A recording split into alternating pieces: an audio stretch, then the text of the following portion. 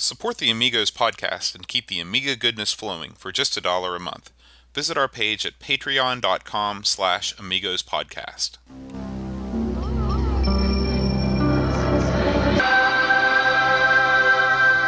Amiga, the first personal computer that gives you a creative edge.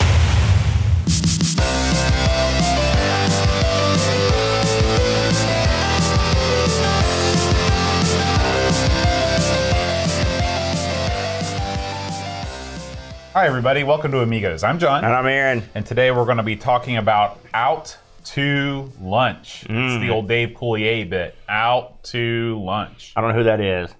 You're pathetic. I am. Aaron, we got some feedback from last week. We got a new iTunes review from the one and only podcasting master himself, Eric Nelson, aka The Project. I know him. I know of him. He says, I recently bought a new phone and had to set everything back up, including my podcast client, and it got me thinking about the Amigos podcast. It is always the first podcast I add back when setting everything back up, and what could be a better compliment than that? The podcast is entertaining and really makes me want to boot the old Amiga and play along.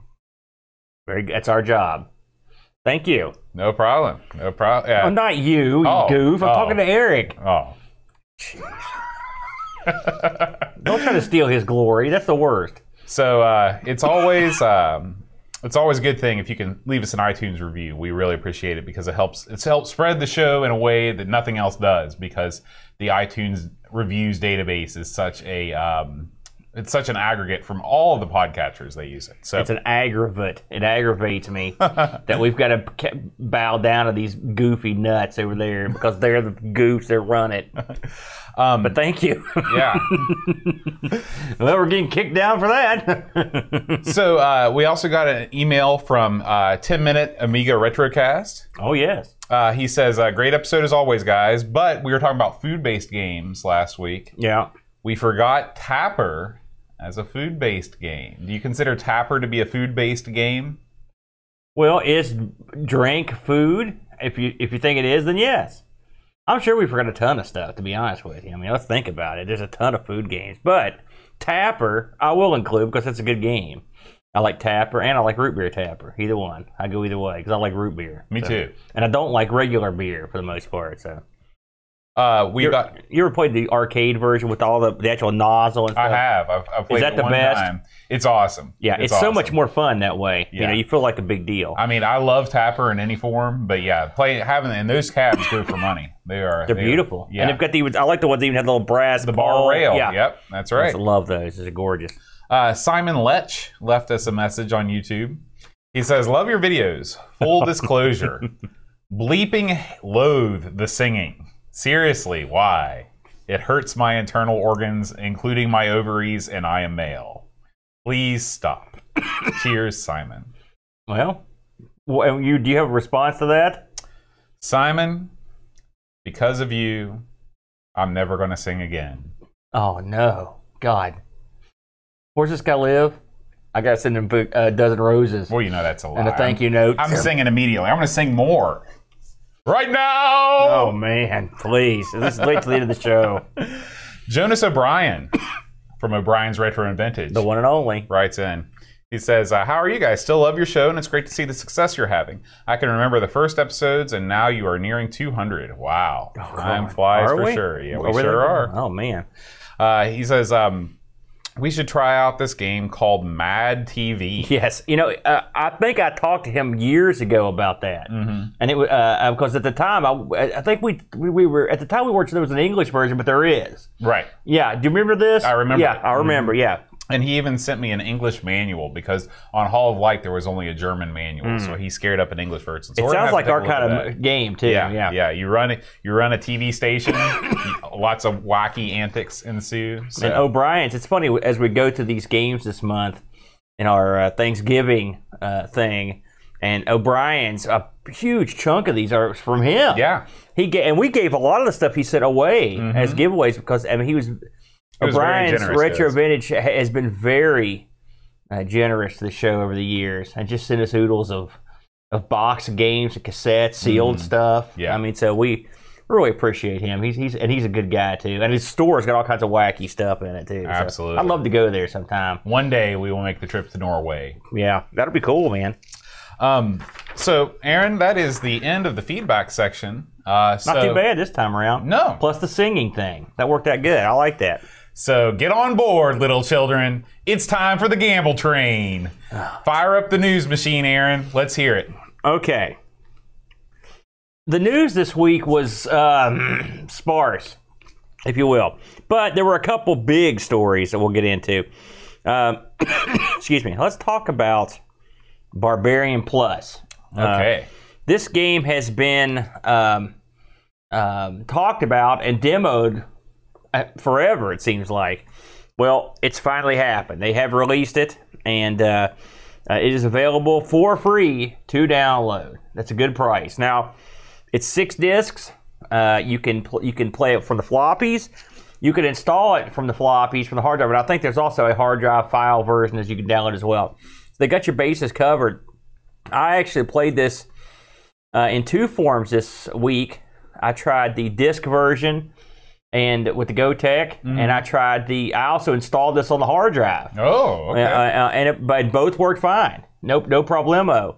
I think you get a bit more action if you have a quicker machine, but I played it and I loved it. Now, one of my first video was on the trusty Amiga 1200, and of course this is a PAL game, so I got the old NTSC lower bottom of the screen cutoff gimmick. Still playable, but irritating. It brought you back to the old days. Well, those days stink. Although I'm getting ready to make a valiant effort to do something with the 600 I've got to alleviate that problem. However, the second time I fired this thing up, I played it in Cloanto's Amiga Forever package, and once I installed it on the hard drive, it ran great. A lot of fun. Get the game. I mean, if you ever played Barbarian, have you ever played this before? Yeah. Everyone's played it, right?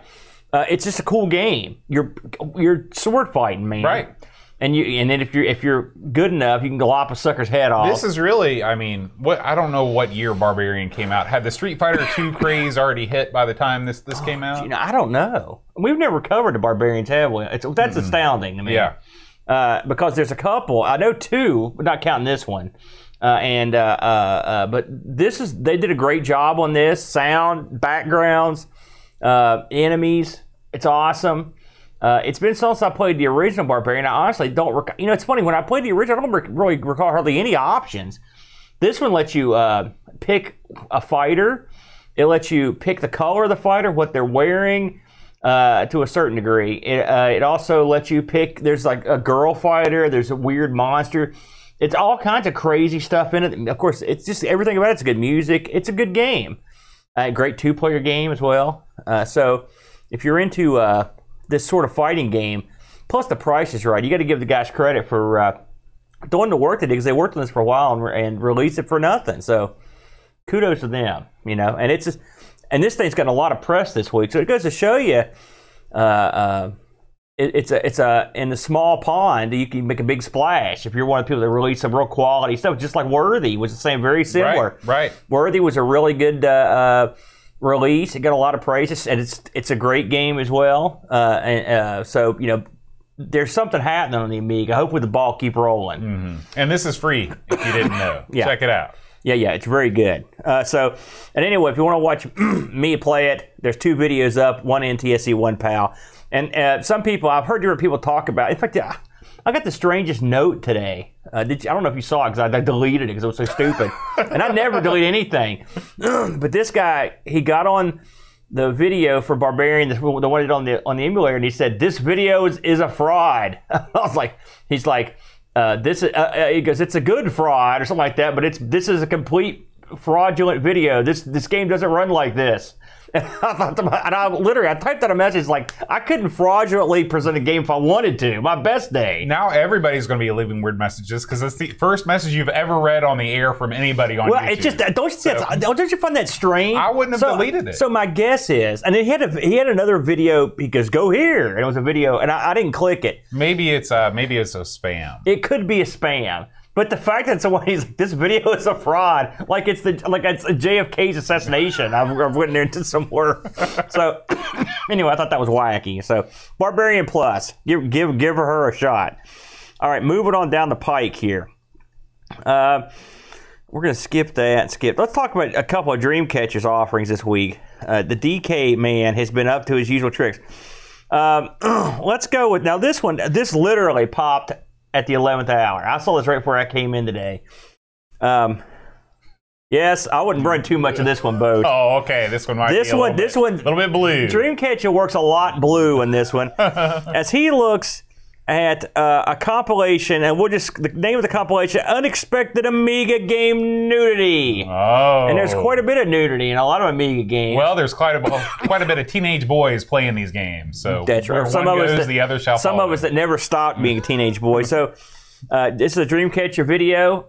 It is exactly what you think it is. Go check it out if you're into that sort of thing. Don't let the little ones check that one out. He had another video up here, and he actually had a video and a script, which I linked both. He had a good hard look at the Godfather game. Now I've heard a lot about this game, and I know it's beautiful. And I recall it had a very flawed development process. Right. Well, it was a very, very strange development process. I believe they originally killed the first game or switched developers. What they did, the original developers made this game that had nothing to do with The Godfather, and it became out of this world. That's right. So anyway, you can have a look here and see what Dreamcatcher's up to. His stuff's always good. Both those are Dreamcatcher presentations. Just a little bits of news here. But remember a couple weeks ago you asked me about what a bridge board could do. I remember that. I was strolling through and bebopping through YouTube, and I came across this fellow who had a PC bridge board in his Amiga 2000, and he was playing CGA Doom on it. I thought that was kind of neat, because I'll be honest with you, I wasn't 100% sure that it could.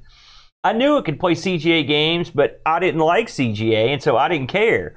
But lo and behold, in fact, also, I didn't know there was a CGA version of Doom. I had no idea. And I mean, like, even if there was and you could, really, why would you? I don't know. That thing is I'm assuming this is legit. I did no investigation. Okay. But it shows, I mean, there it is. There's the bridge board, and here's the guy playing it. So you can figure out what you want to do, but it was still kind of neat that it could even do that. I thought it was kind of cool. It shows the to me, bridge boards are just like virtual reality.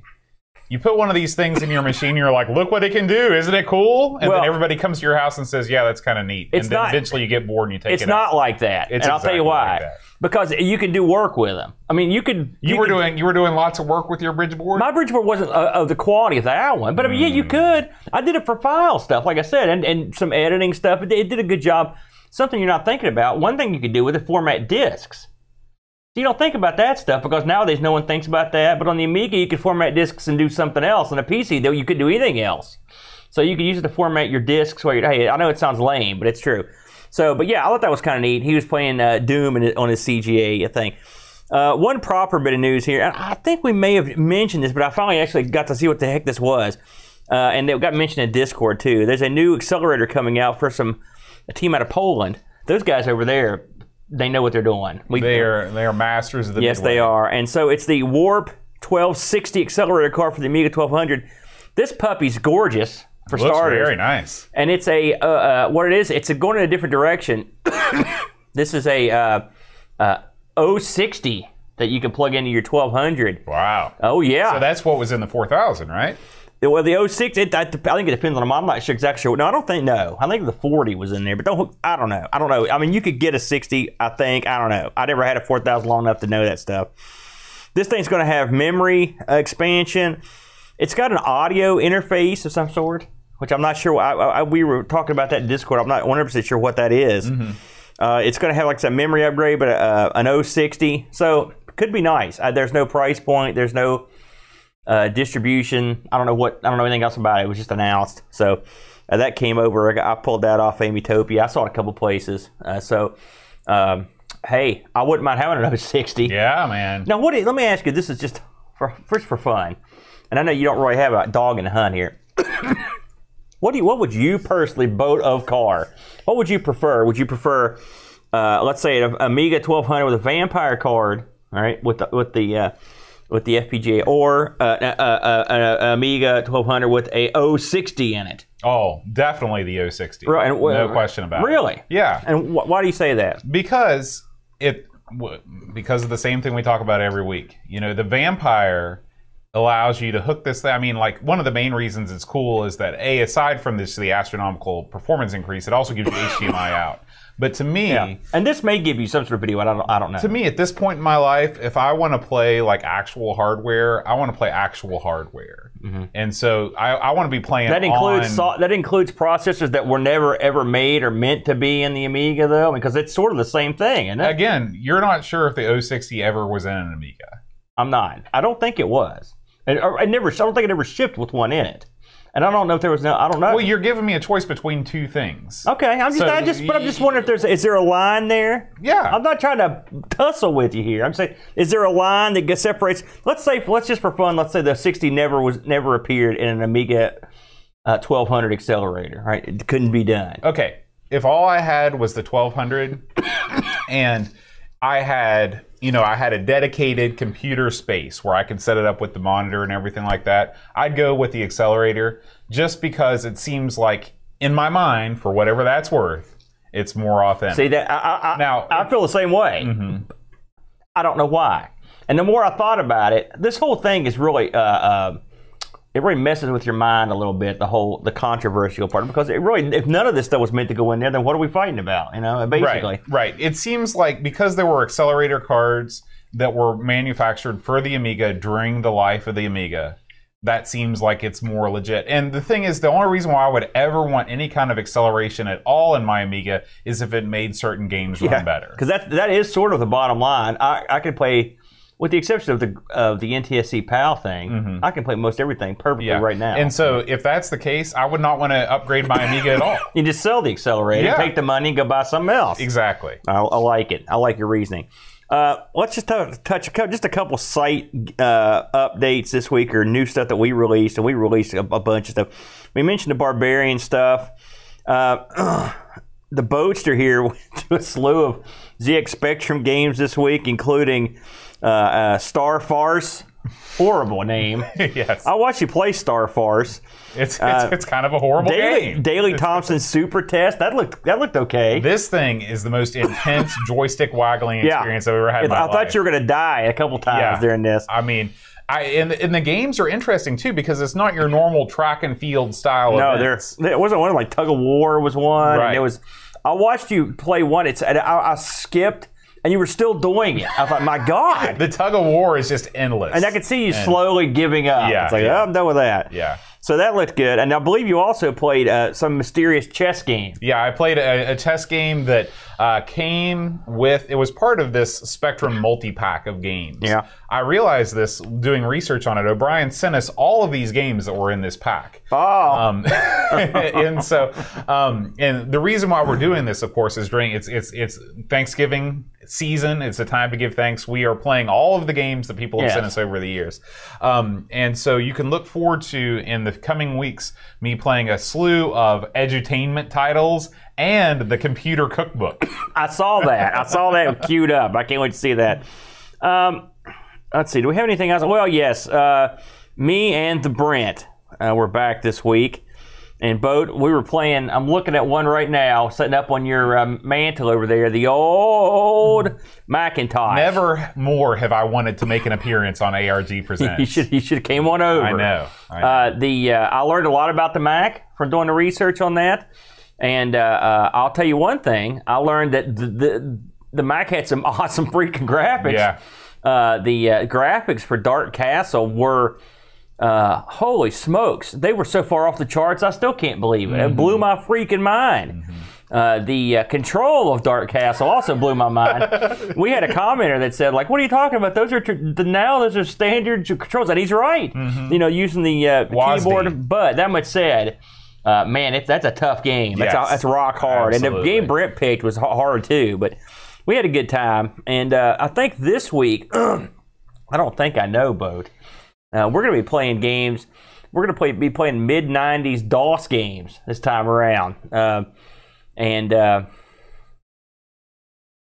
Brent, I was going to play something from like the early 80s DOS, and Brent's like, I want to play a game from like 96. I'm like, okay. Oh boy, this is going to be an Xbox episode all over again. Well, let me put it in perspective. I thought the same thing. Then I looked, the specs for the game I chose, you have to have at least a 386 with 4 megabytes of memory. So, okay. And you need VGA. So not quite the retro title. When you hear like 96 or whatever, you're like, oh my God. Trust me, the leap in computers is unbelievable. That's all I got, Boatster. You got anything to add to that? I got nothing. Let's move on to this week's title. All right. Pierre le Chef. I'm glad you pronounced that. It's not Pierre le Chef. Well, I just went to France, and that kind of makes me an expert.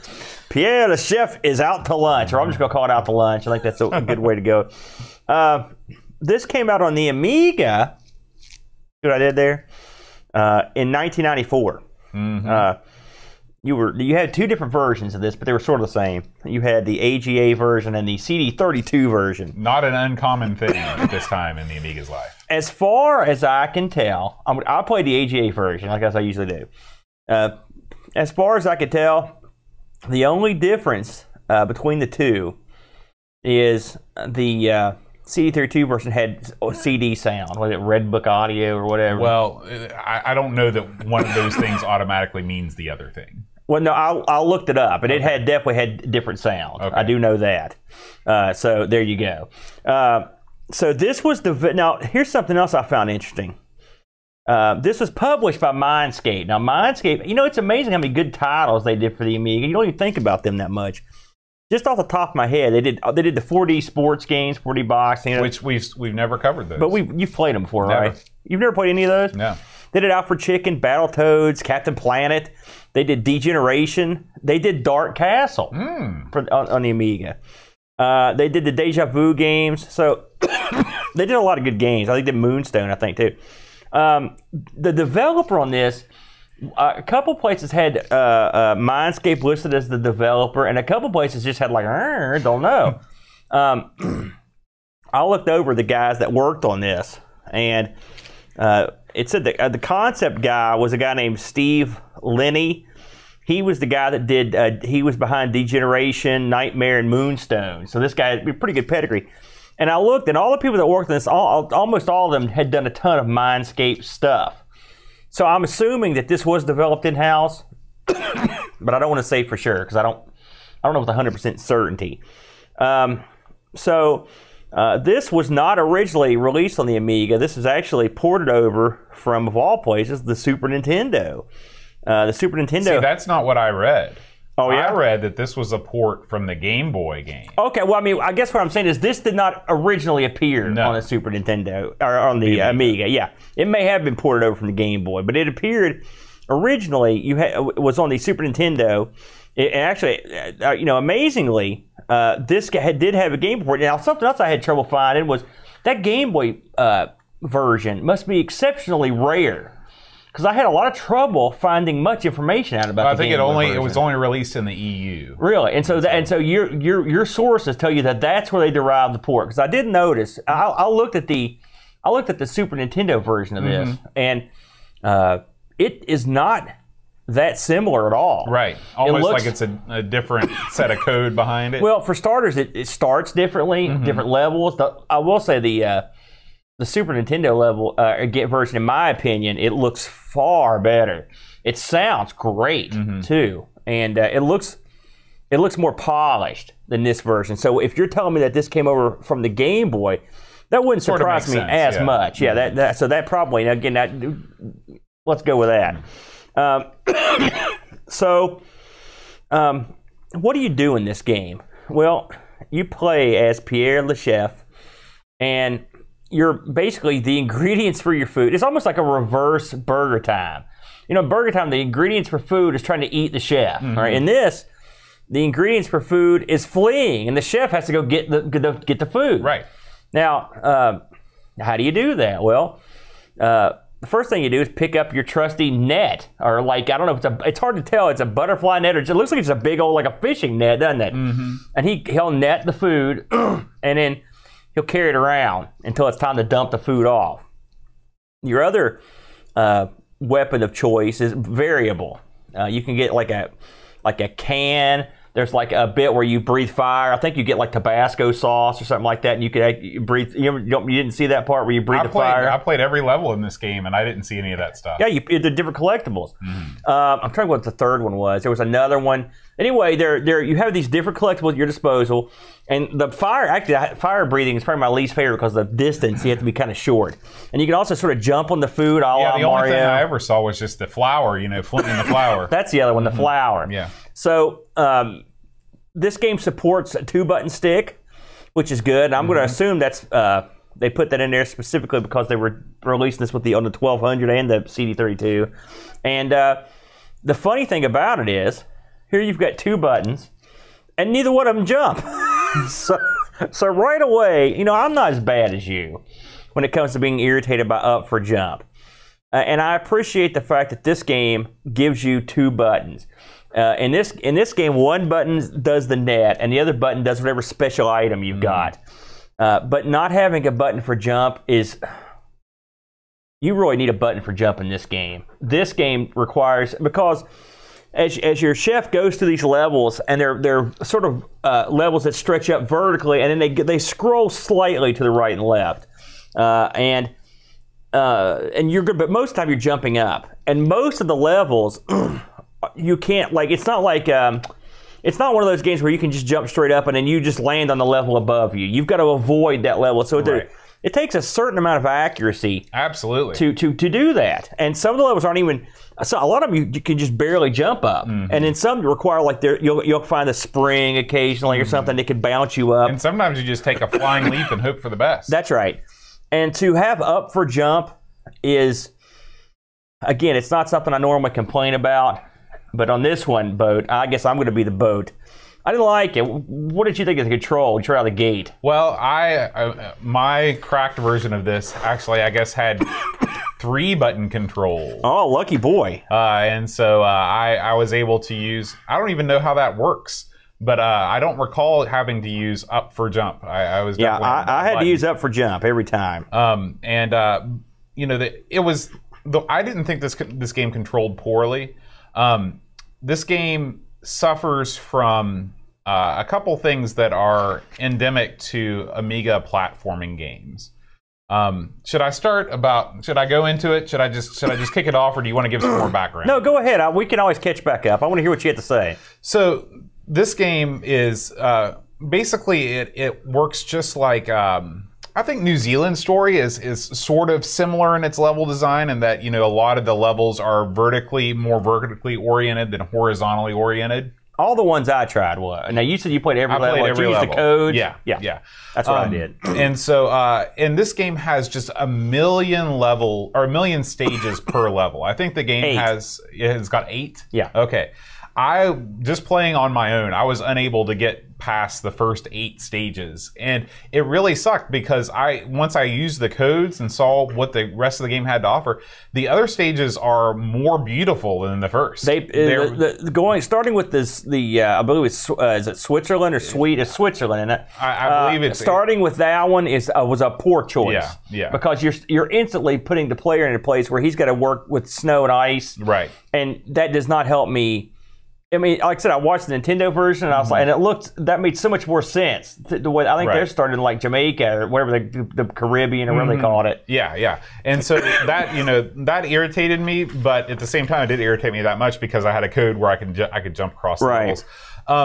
The main problem with this game, the number one problem, is that the game does not differentiate where you can pass behind objects in the foreground and where you cannot.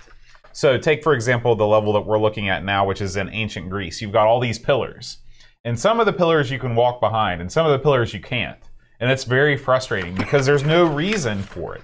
They don't make them look different. They don't, and it was very difficult for me to negotiate my way around these stages because in every stage there were things like that where you'd see something and you could walk or through it in one section but not in another. They have this teleportation system, which I mean I guess it's okay, but I would have rather just been able to travel through the level as I please. I thought that the debt mechanic was neat. I always like games where you're, Wiz and Liz is like this, where you're collecting objects throughout the stage and then you drop them off. In Wiz and Liz, it was a cauldron. In this, it's a box. I thought your enemies were cool. The slug thing that kills you is the bacteria. Yeah, the bacteria, the germs. Yeah. I didn't think those were cool when I first saw them. Well, one thing that I learned rather late in the game is that they are destructible. Though you can kill those things. I didn't realize that at first. And then there's the evil chef that comes and unlocks your cage and all the ingredients escape again. So I thought this game had a lot of good things going for it. This is not the best game of all time, but it's an interesting concept. The art, while the Amiga could have done better, is not bad. I mean, it's pretty. It's colorful. I like this game. That evil Chef Noir. I like the game too. I will say that. Again, I went into this without reading any docs or watching any playthroughs, and so once I went through and figured out what I was doing and started getting the vegetables and getting all the food, I didn't know what to do with it, and I ran out of time 2 or 3 times. So I was like, "What do I do with these guys?" And I just happened to walk over that cage, and they all fell in there. I'm like, "Oh, I got it now," But just to describe, as you go through this game, you have a certain amount of ingredients per level you need to collect. You don't have to collect them all, but you have to have a certain amount of ingredients per level. And then once you get the amount of ingredients and you dump them in the cage, like a mystery door will appear. And you can go through. You can drop the food you've got with you into that cage at any time. You just walk over and drop in. And that's not the worst idea if you can get away with it, because if you get hit by one of the food items, your guy gets dizzy and the food you've captured sort of staggers off, and you got to hurry try to catch it real quick. It's colorful. I like the tunes in it, and I liked the fact that you could have sound effects and music at the same time, which was nice. The food's okay looking. It's not great. Yeah, I mean, I would call this a console quality title. Well, for sure. I would have called it that until I saw the Super Nintendo version. I haven't seen which that. Is way better. I mean, it is what it is. And it just looks better, it sounds better, and it looks, I'm assuming it plays better since I had to use up for jump. I didn't have any of the hacky stuff on mine. So I think, I remember a couple weeks ago we mentioned this. Sometimes you play a game on the Amiga and it seems like a bigger deal than it would, but in the scope of console the universe, this would just be another game, Now, having you being a big Super Nintendo guy, and you haven't played this or heard of it even, right, before this week. So one would assume that this did not make a huge dent in the Super Nintendo market. I don't think this came out in the United States. Okay.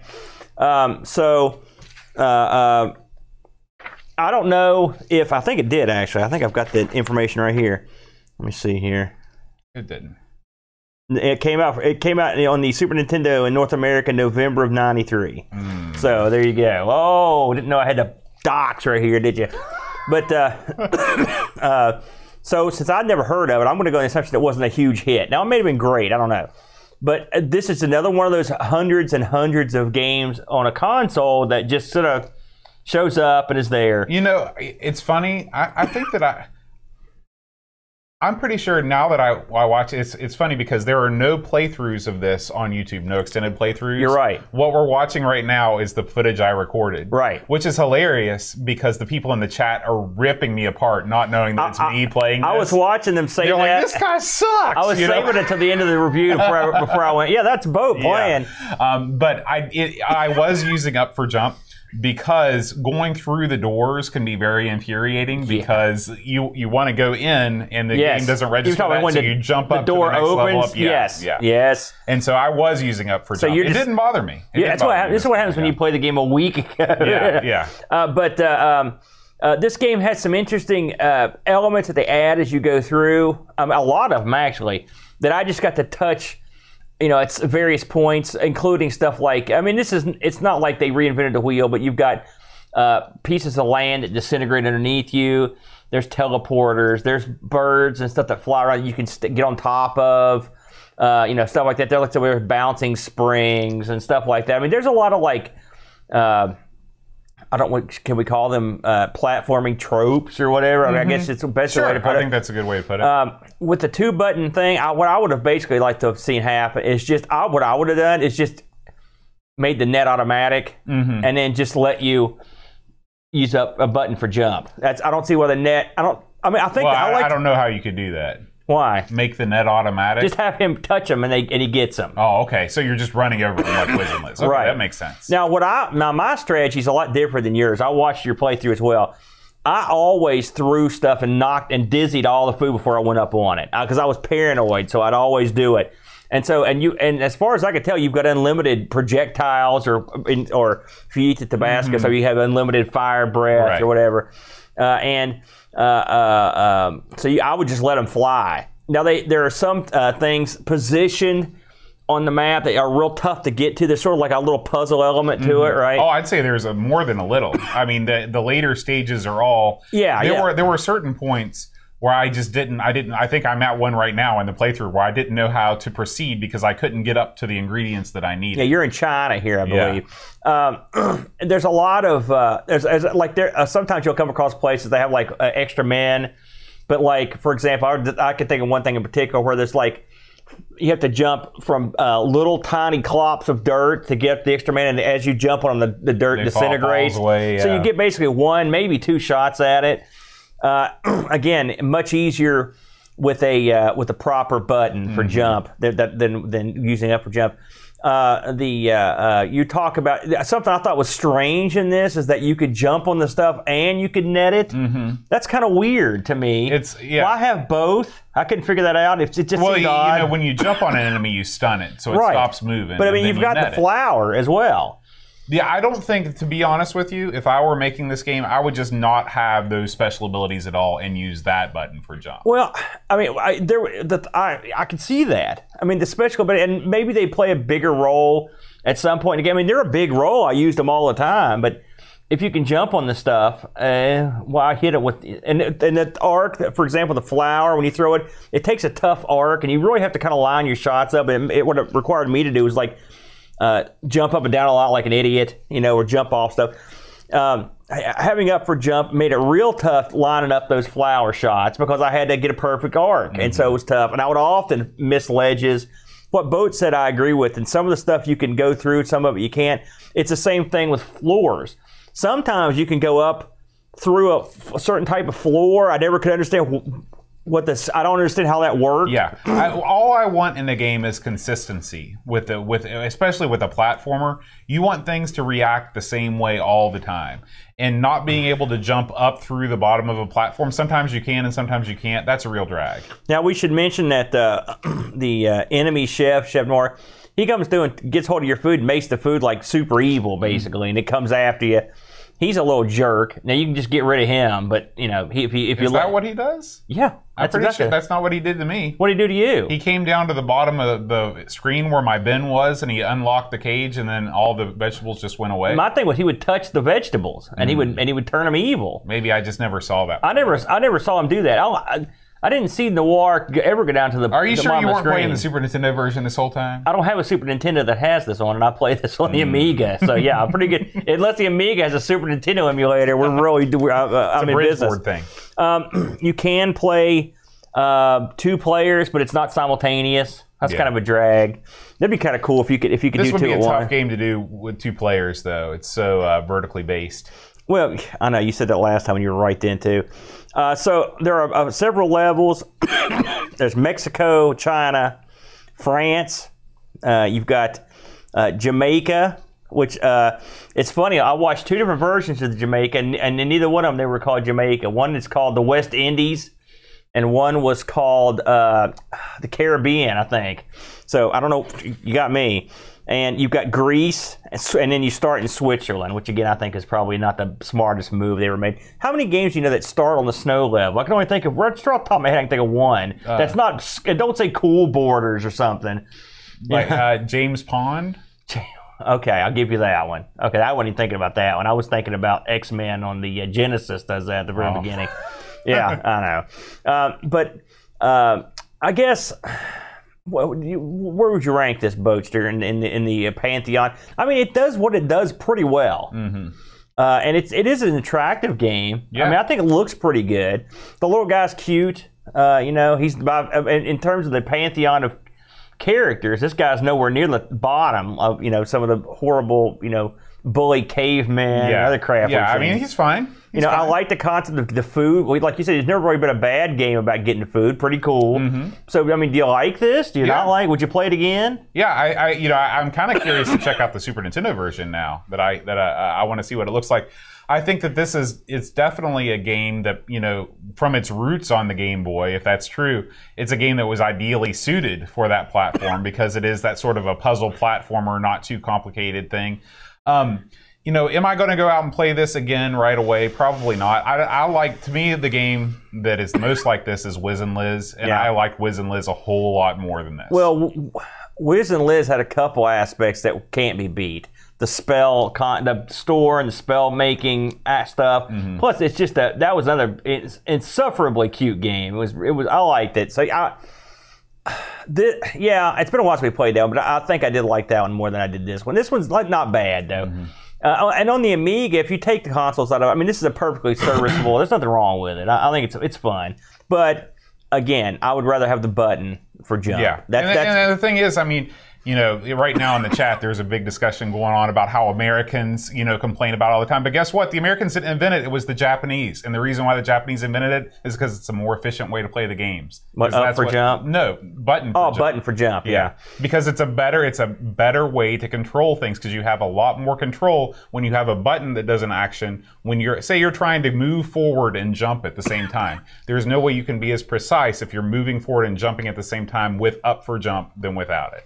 Well, there are certain games that I can tolerate it more. I mean, I can tolerate it anywhere. Yeah. But if given the choice, then there's no reason to choose up for jump. The reason why it was the standard for so long in computers is because computers only had one button for forever.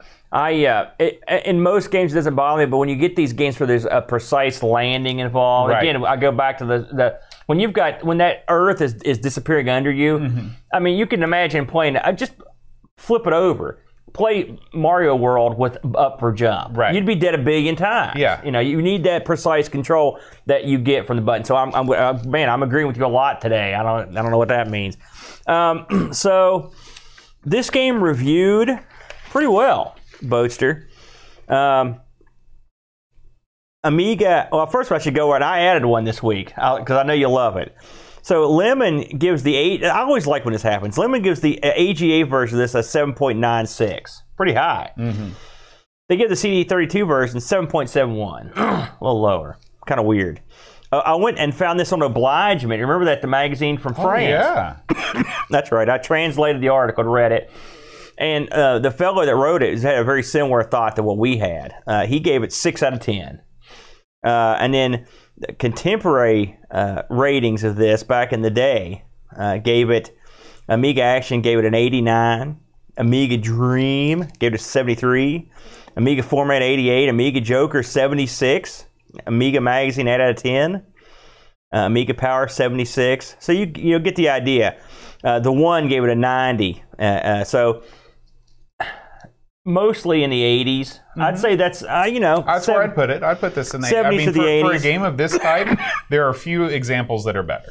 Now, the eBay on this, I found a box copy in the U.S. For $30 or best offer. Not bad. I think it was free shipping, too. In the UK, I found a lot, between 16 and 30 bucks. And in France, I found one going for $10. So, and this may have done pretty good business over in Europe. But I mean, I can see, I know you love these sorts of, you love the this kind of stuff. You're more of a guy that likes this than I do. I don't know about that. I'm not sure that I like this as much as you think I do. Well, I'm not, but I mean, this style of gameplay. Now, if this was a one-screen game, you'd be all over it. Yeah. it would be a better game if it were one. Well, it depends on how they did it. But this strikes me as something that would probably get over better in Europe than it would here. I don't know why. Some games I get that feeling. I think this is one that I get that feeling on. Well, given the popularity of Rainbow Islands, which is very similar to this sort of thing, that's probably true. Yeah. So, an interesting game. Oh, there's one thing I did not mention, and we mentioned the sound. The fellow that did the sound on this is Mark Knight, and he is this which watched pretty good. He did, among other things, he did the sound in Wing Commander, SimCity 2000.